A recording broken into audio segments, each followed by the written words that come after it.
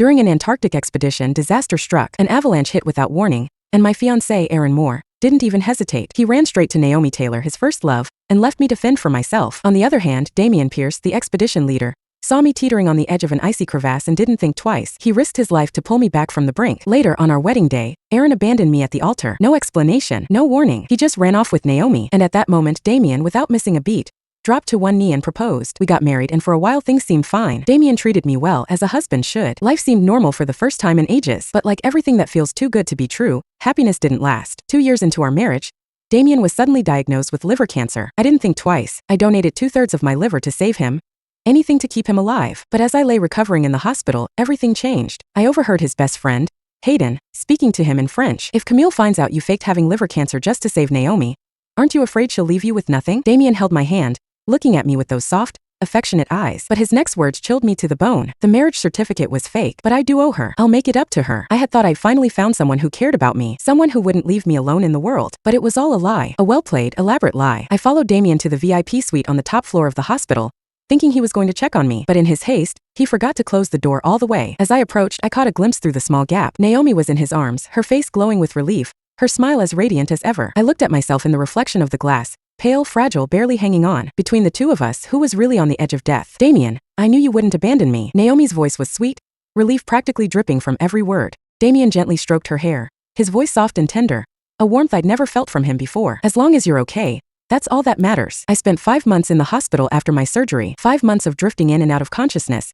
all while Damien came and went. But how many of those visits had been to see Naomi, not me? I watched him, his eyes filled with a warmth I'd never seen before. So this was how he looked when he was in love. A memory flashed in my mind. It was not long ago that I had first regained consciousness. Damien was sitting beside me, gripping my hand tightly. I tried to speak, to call his name, but before I could, I overheard Hayden, Damien's friend, speaking in French. "Naomi's okay now, right? Man, I can't believe you. 5 years of chasing her wasn't enough? And now you've tricked Camille, who gave up 2/3 of her liver to save you." Damien's voice was steady, unbothered. "I told you, I'll protect her for the rest of my life, no matter who she chooses." Hayden scoffed. "You lied to Camille, married her, and used her to save Naomi. Aren't you afraid she'll find out and leave you with nothing?" Damien responded with that same coldness that made my blood run cold. "We were never really married. Our marriage was fake, but I do owe her. I'll make it up to her." Hayden was speechless. "Damien, you're unbelievable. Are you seriously still planning to be with Naomi?" Damien didn't answer. His silence said it all. He continued holding my hand, smiling at me like nothing had happened, but I could feel it. The warmth of his touch was fading, and for the first time I knew I had never really known him at all. I tried to hold it together. "What were you two talking about?" I asked softly, trying to keep my voice steady. "Did something happen?" Hayden hesitated before turning to Damien and whispering in French, "She didn't hear us, right?" Damien, however, didn't flinch. His voice was calm, like he hadn't just broken my heart. "It's about the expedition. The higher-ups discovered a cave in Antarctica, possibly an ancient site. They're still selecting a team for the mission because it's classified." He lied so easily, and there I understood everything. I had never truly known him. Not at all. Hayden let out a relieved breath. "Oh, I forgot.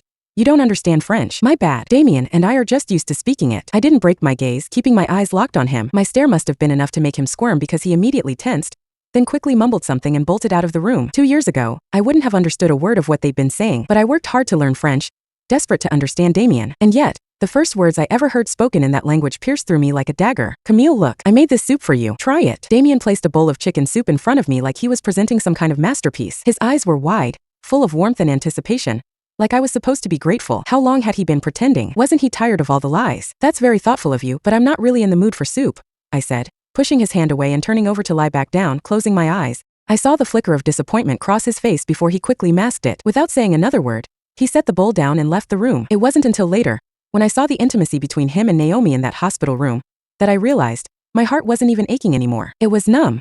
I turned to leave, but as I did, I locked eyes with Naomi. She smirked, a mocking glint in her eyes. Was she laughing at how every man I'd ever loved had walked away? Or was she savoring the fact that I had given everything, believing in love and happiness, only to have it all come crashing down as a lie? I lowered my head, unable to even muster the strength to confront her. I turned back to my room, feeling utterly drained. Right then I realized I was just so tired. I sat on the bed for what felt like hours, lost in thought. After a while, I grabbed my phone and called Dr. Jerry Adams, the director of the Antarctic Research Institute. "Dr. Adams, I want to join the cave exploration mission." There was a pause on the other end before he spoke. His voice had a cautious edge. "Camille, are you sure about this? The mission's classified, and it's incredibly dangerous. You've just recovered. I'm not sure you're physically ready for something like this." I glanced down at the ring on my finger. "I can do it." "All right," he sighed. "I'll send you the schedule and necessary precautions." "Camille, you're just as brave as your mother." Honestly, after everything that happened 3 years ago, I didn't think you'd even want to step foot in Antarctica again. I had thought the same. I had sworn I'd never go back. But now, I was ready. 3 years ago, our research team, led by Damien, was deep in the snow-capped mountains on an expedition. Out of nowhere, Naomi screamed.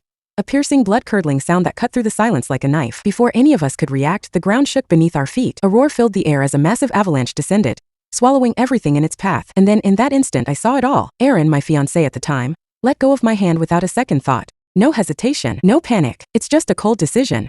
He turned and bolted straight toward Naomi, his face etched with fear, but it was all for her. Meanwhile, me, I was forgotten.